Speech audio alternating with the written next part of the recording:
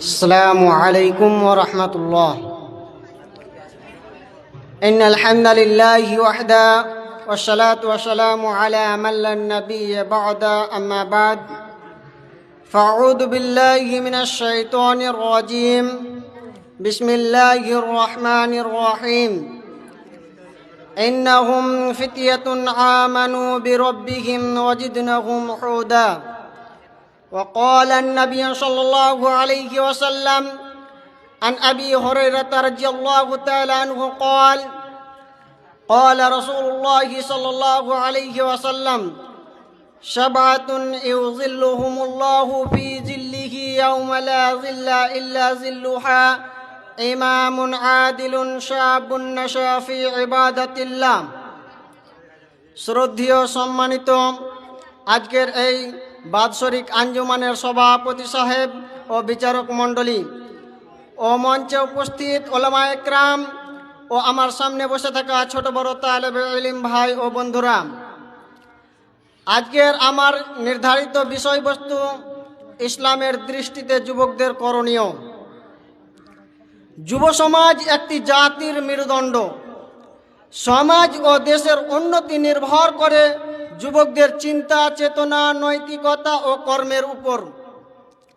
ইসলামে যুবকদের ভূমিকা অত্যন্ত গুরুত্বপূর্ণ, কারণ নবী করিম সাল্লাল্লাহু আলাইহি ওয়াসাল্লামের দাওয়াতের শুরু থেকেই যুবকেরাই ছিল ইসলামের মূল সৈনিক। তাই আল্লাহ তাবারাক ওয়া তাআলা সেই যুবকদের প্রশংসা করতে গিয়ে কোরআন মাজিদের মধ্যে বলেন, ইন্নাহুম ফিতয়াতুন আমানু বিরাব্বিহিম ওয়াজিদনাহুম হুদা। তারা ছিল কিছু যুবক যারা আল্লাহর উপর ঈমান এনেছিল, আর আল্লাহ তাআলা তাদের হিদায়াতকে বৃদ্ধি করে দিয়েছিল, বাড়িয়ে দিয়েছিল।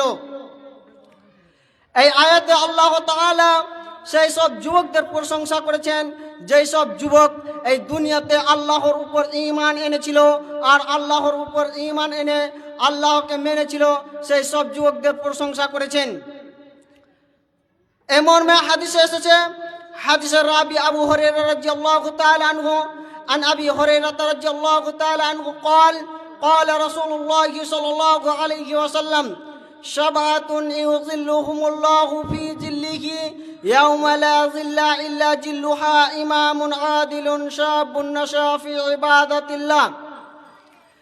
আল্লাহর রাসূল সাল্লাল্লাহু আলাইহি ওয়াসাল্লাম বলছেন, কিয়ামতের দিন 7 শ্রেণীর মানুষকে আল্লাহ তাআলা তার আরশের ছায়ায় স্থান দিবেন।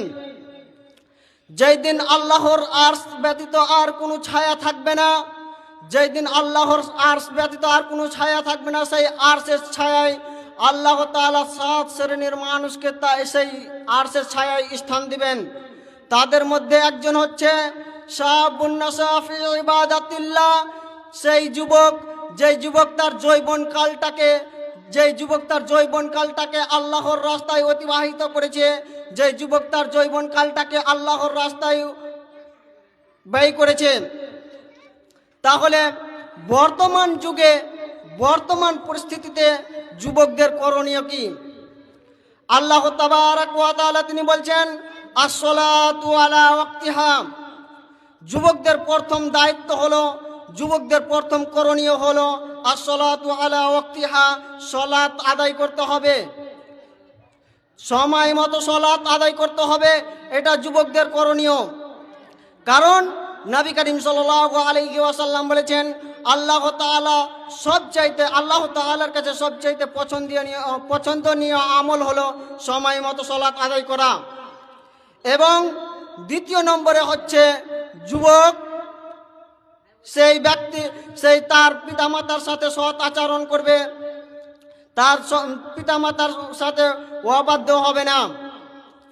এবং রাসূলুল্লাহ সাল্লাল্লাহু আলাইহি ওয়াসাল্লাম তিনি আরো বলেন যে যুবকদের করণীয় কাজ হলো যে সেই যুবক কোনো অন্যায় কাজ দেখতে গেলে সেই অন্যায়ে হাতে বাধা প্রদান করবে।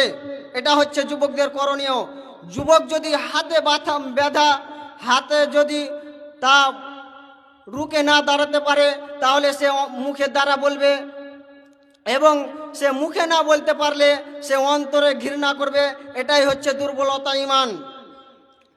রাসূলুল্লাহ সাল্লাল্লাহু আলাইহি ওয়াসাল্লাম তিনি আরো বলেন, اغتنم خمسا قبل خمس شبابك قبل حرامك وصحتك قبل سقامك غناك قبل فقرك فراغك قبل شغلك وحياتك قبل موتك আল্লাহর রাসূল সাল্লাল্লাহু আলাইহি ওয়াসাল্লাম বলছেন, পাঁচটি বস্তু আসার পূর্বে মূল্যায়ন করো, গনিমত মনে করো।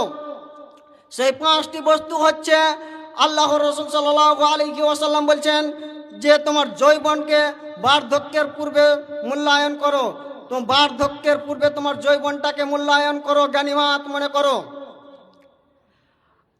আল্লাহর রাসূল সাল্লাল্লাহু আলাইহি ওয়াসাল্লাম তিনি আরো বলেন, লা তাজুলু কদমা ইবনে আদম ইয়াউমাল কিয়ামাতি মিন ইনদি রাব্বি হাত্তা ইসআলা আন খামসিন আন উমরিহি ফিমা আফনাহু ওয়া আন শাবাবিহি ফিমা আবলাহু। আল্লাহর রাসূল সাল্লাল্লাহু আলাইহি ওয়াসাল্লাম বলছেন, কাল কিয়ামতের দিন আদম সন্তানের পাপ সরবে না যতক্ষণ পর্যন্ত সেই পাঁচটি সওয়ালের জবাব না দিতে পারবে। যতক্ষণ পর্যন্ত আদম সন্তান পাঁচটি প্রশ্নের জবাব না দিতে পারবে ততক্ষণ পর্যন্ত আদম সন্তানের পা হিলবে না।